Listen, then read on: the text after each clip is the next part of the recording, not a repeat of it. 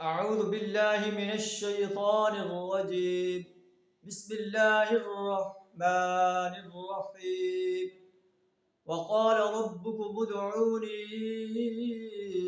أستجب لكم إن الذين يستكبرون عن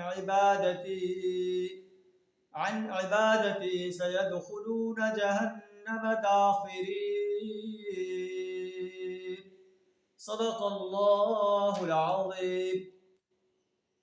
سورہ مومن آیت نمبر 60 آپ کے سامنے تلاوت کی ہے.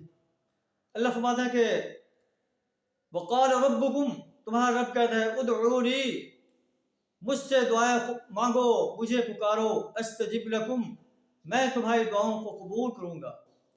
ان الذین یستکبرون عن عبادتی، جو لوگ گھمنڈ میں آ کر میری عبادت سے منہ موڑ لیتے ہیں، سیدخلون جہنم داخرین، ضرور وہ ذلیل و خوار ہو کر جہنم میں داخل ہوں. اس آیت میں دعا کی اہمیت کے بارے میں ارشاد فرمایا جا رہا ہے. اللہ فرماتا ہے مجھ سے دعا مانگو. ادعونی استجب لکم، درمیان میں کوئی واسطہ وسیلہ اللہ نہیں فرما رہا کہ فلاں کے واسطے سے مانگو، فلاں کے وسیلے سے، فلاں کا صدقہ دو. ادعونی، مجھ سے مانگو، مجھ سے دعا کرو، استجب لکم، میں تمہاری دعاؤں کو قبول کروں گا. اور جو لوگ مجھ سے دعا مانگنے سے تکبر اختیار کرتے ہیں، ان عبادتی، معلومہ کہ دعا جو ہے یہ عبادت ہے. آپ صلی اللہ علیہ وسلم نے فرمایا الدعاء مخ العبادہ، دعا جو ہے یہ عبادت کا مغز ہے. تو جو لوگ اللہ سے دعا نہیں مانگتے، اللہ فرماتا ہے سیدخلون جہنم داخرین، میں انہیں جو ہے ذلیل و خوار کر کے جہنم میں داخل کروں گا اور انہیں جہنم میں ذلت کے ساتھ جانا پڑے گا. اللہ کے رسول صلی اللہ علیہ وسلم نے فرمایا کہ انسان کی کوئی دعا رد نہیں ہوتی. ما من مسلم يدعو بدعوة ليس فيها اثم ولا قطيعة رحم الا آتاه الله احدى ثلاث. جب انسان اللہ سے دعا کرتا ہے، کوئی گناہ کی دعا نہ ہو، کوئی قطع رحمی کی دعا نہ ہو، اللہ جو ہے اس کی دعا کو قبول کرتا ہے. اما ان يعجل له دعوته، یا اس کی دعا کو قبول کر لیتا ہے. وَإِمَّا أَن يَدَّخِرَهَا لَهُ فِي الْآخِرَةِ، یا آخرت کے لیے اس کو ذخیرہ کر لیتا ہے.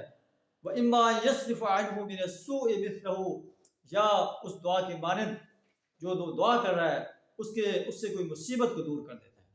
لیکن مانگے کیسے؟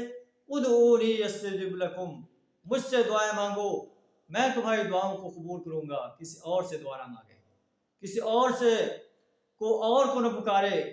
قبر میں، مزاروں میں مدفون ایک انسانوں کو فرشتوں سے دعائیں، جنوں سے دعائیں، انبیاء سے دعائیں مانگنا، اللہ فرماتا ہے یہ میرے بندے ہیں، میں ان کا خالق ہوں.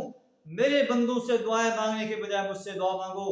ادعونی استجب لکم، میں تمہاری دعاؤں کو قبول کروں گا.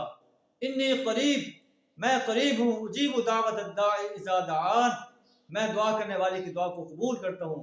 فَلْيَسْتَجِيبُوا لِي وَلْيُؤْمِنُوا بِي لَعَلَّهُمْ يَرْشُدُونَ. اہل ایمان کو بھی چاہیے میری پکار پہ لبیک کہیں. قرآن میں جتنی بھی دعائیں آئی ہیں سب میں ڈائریکٹ ڈالنگ ہے.